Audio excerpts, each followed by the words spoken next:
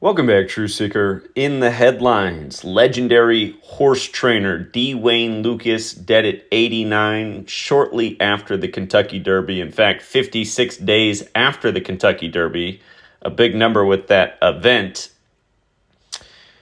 He is the second greatest horse trainer of all time, according to wins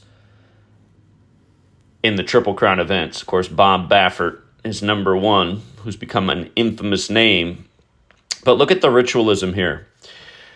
Dwayne Lukas dies 56 days after the Kentucky Derby. That's the one Sovereignty won, and congrats to the winners. If you're on the Patreon, you got that information before the race went off. Again, Russia threatened Ukraine's sovereignty February 22nd, 2022, the 53rd day of the year at the time, the same day Sovereignty was born. And, of course, Sovereignty won the race on May 3rd, 5-3. There was a lot more to it as well, but that was a big piece. Again, all these races are rigged, and they're almost all tributes to history and current events.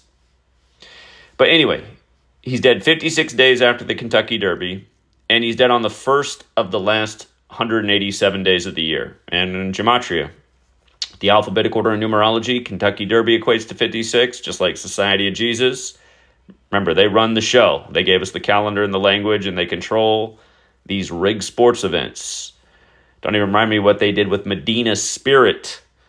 The year that horse won the race and then was disqualified and then died. It was one giant Jesuit ritual, as we covered, and that was another year we nailed the Derby before it went off.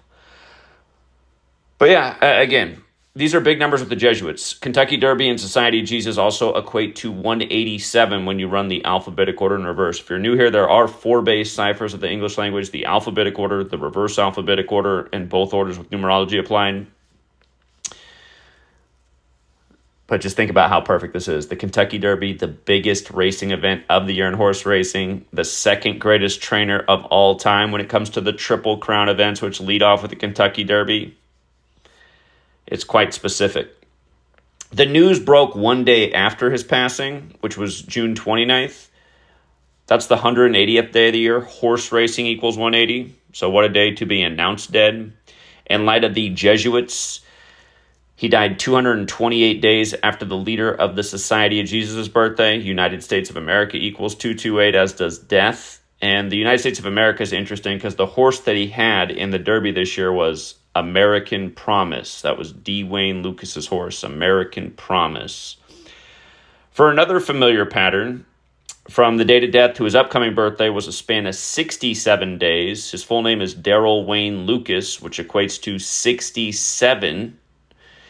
And we see this a lot with celebrity deaths, whether their names equal 67 or not, just dying in connection to 67 days from their birthday, 67 date numerology.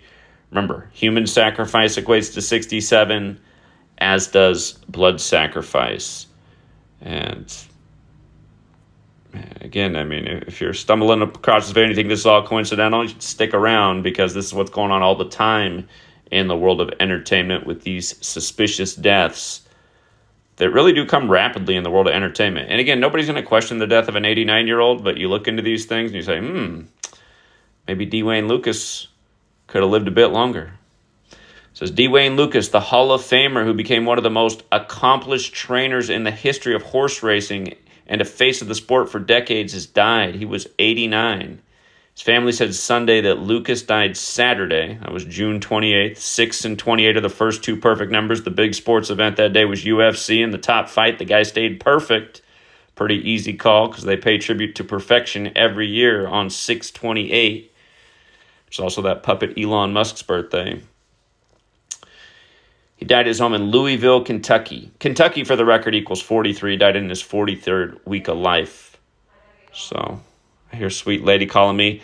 You can read my post at GematriaEffectNews. 1989 was a big year for Lukas. He was the top earning trainer in all of the sport in 89. And I'm sure if you go through that year with a fine-tooth comb, you'll probably pick up on some more reasons that this is the age he exited the stage on. So, R.I.P. Dwayne Lukas, and it's on